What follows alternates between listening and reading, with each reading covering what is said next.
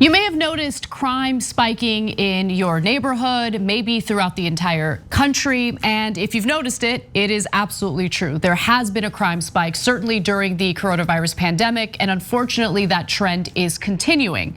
Now, it's important to know about this and to address it, because if the left pretends like it doesn't exist, it's very certain that we're going to go back to the terrible tough on crime policing that we experienced in the 1990s, something that we're trying to reform today.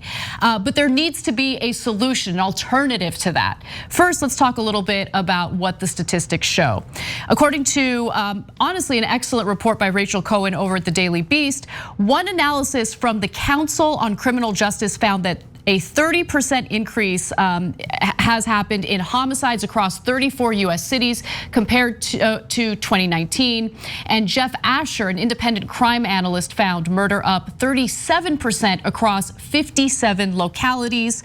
Now, there's been more studies into this, and there's an analysis of gun violence data from Everytown. That's a gun control advocacy group. And they suggest that 2020 had the highest rate of gun deaths in the last 20 years. Now, oftentimes when you hear about this, and you hear about crime spikes throughout the country, conservatives argue that it's mostly in Democrat-run municipalities or Democrat-run states, but that's actually not true.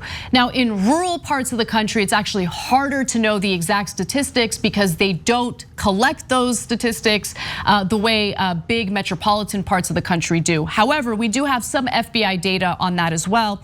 Preliminary FBI data from 13,000 law enforcement agencies found cities with 25,000 people or less saw 25% increases in murder last year, and mid-sized cities had increases ranging from 24 to 31%. Final FBI data will be published in September, and we'll fill you guys in on the final numbers once we get them. But unfortunately, that trend is continuing into 2021. The first few months of 2021, for instance, have shown few signs of improvement in terms of shootings and homicides. We've covered some of those shootings on the show. So there are various factors at play here, which we'll get to in just a second. But Cenk, first reaction to the crime spike. So I just real quick want to talk about how it's going to be used to demagogue, and it has already begun, right? So one example of that was Larry Krasner is a wonderful progressive prosecutor in Philadelphia, and he's doing actual police reform and criminal justice reform. So they took a Republican and pretended he was a Democrat, because no Republican can win an election in Philadelphia, and they ran him against Krasner in the primary. We told you about that primary. And the police unions all backed, no, that's not fair. That minority police backed Krasner, but the major police unions backed the fake Democrat in the primary. And they ran tons of ads against Krasner. It said, oh, he caused the crime spike. As you can see here, no, it's all across the country. It has nothing to do with Philadelphia. And so if you see that demagoguing in your own city, understand what it is, and it's a lie. It's being used against progressives everywhere, and they're pretending it's because we're looking for criminal justice reform, when most of those cities have done no criminal justice reform at all, no police reform at all, right? By the way, if you're wondering, Krasner won by 30 points. So get that stuff out of here. Now, one of the factors at play, of course, has to do with guns. In fact, during the 2020 year, there was really an explosion of gun purchases. So FBI data, for instance, suggests nearly 40 million guns were sold last year, a 40% increase from 2019. New data from Northeastern University and the Harvard Injury Control Research Center found roughly 20% of those who bought guns last year were actually first-time gun owners. So it just shows you how more and more people are deciding to buy guns and arm themselves. 39% of American households at this point now own guns, up from 32% 5 years earlier. So there have been multiple studies to show that the existence of guns means that you're going to experience an increase of gun violence, right? Like more guns means more gun violence. And unfortunately, there's nothing being done either on a state level, a national level in addressing that issue. So we're seeing more homicides or more gun violence because more people have purchased guns, more people have access to them. The other reason, by the way, is the coronavirus lockdowns. As Rachel Cohen writes, the pandemic weakened community institutions that experts say typically help deter crime. Patrick Sharkey, a sociologist and criminologist at Princeton, has said the corresponding disconnection from places like schools and pools and recreation centers all help increase the conditions that may lead to violent behavior. And I actually think that's an interesting point that doesn't get discussed enough. Not having these places to go where you can be social, where you can have connections with others, really takes away a method of deterring crime. Yeah, so now when you look at the real reason, which is the explosion of guns, and now there are more guns than people in America by a lot. If you just pause to think about how crazy that is, it's over 300 million guns in this country. We're just swimming in an ocean of guns. And so how do you know we're right about guns and the other guys aren't? Well, I just told you, for example, they didn't do police reform in most of those cities and crime went up anyway, right? So that's one indication. Another indication is suicides. Suicides have also gone up. Why? Because people are committing suicide with guns and they are much more effective with guns. So the overwhelming majority of suicides that people try without a gun do not succeed, and those people go on to lead wonderful lives, okay? At least they're alive, right? They do not succeed in killing themselves. The overwhelming majority of suicide attempts with guns do work, unfortunately. And so when you see this suicide spike and the crime rate with guns spike, you know it's the guns. And that's what's happened here.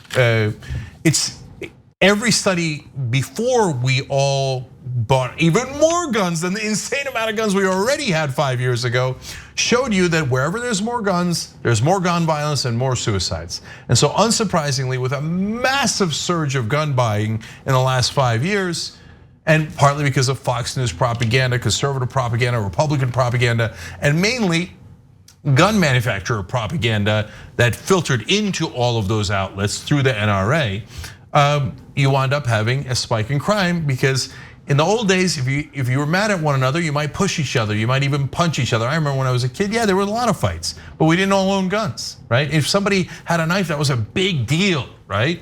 Now, the minute anybody's mad at anybody, to pull out a gun and kill them.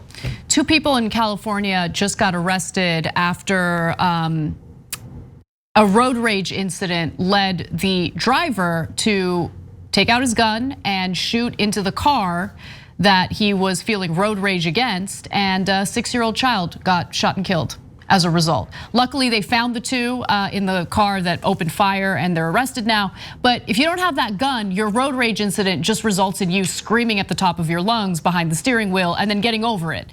But if you have a gun with you, the likelihood of you using that gun in a road rage incident obviously increases just by the very existence of that gun in your vehicle as you're upset and angry. Look, there's countless stories of kids finding a gun in the home because you think you do gun safety right, and maybe a lot of you do, but a ton of people don't. And then the kid kills himself, it kills the parent, kills the sister, kills the brother, on and on. We just stopped covering because it was so depressing. And then we stopped covering the mass shootings because there was too many of them, right? I mean, it would be the entire show if we covered all mass shootings. But literally there's like a couple a day. And so it would swallow up the whole show. So now you got to kill 8, 10 people. This is total. OK Corral was only 2 people that died, and they talked about it for 100 years, the shootout at the OK Corral. Now we have a shootout at the OK Corral multiple times throughout the day because everybody's in a shootout because everybody's got guns. It's super obvious. Now there's one final thing I want to bring up because I do think that there are progressives, I don't know if it's progressive policy, but progressives in places like California who have made terrible decisions. And so one of those terrible decisions is essentially doing away with anti-camping laws, right? Allowing people to camp out wherever they want, whenever they want. And if, like, we have a homeless problem in California. We have it all throughout the country, but it's particularly bad in California. And so the argument is, well, if there isn't public housing available for people, they should be allowed to camp out. Okay, but there's also a problem right now where there is public housing available and individuals will say, no, I don't want to take it. I don't want to follow the rules in the public housing. And so as a result, I would rather camp out.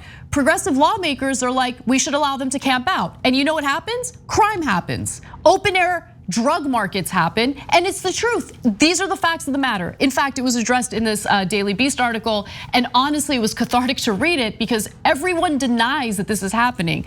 So one likely explanation for 2020 gun violence that gets less airtime is the opioid crisis and the corresponding explosion of open air drug markets. Preliminary CDC data suggests more than 87,000 Americans died of drug overdoses last year, a 29% increase from 2019. Now, John Roman, who's a crime researcher with the University of Chicago, says that open air drug markets are the ultimate recipe for violence.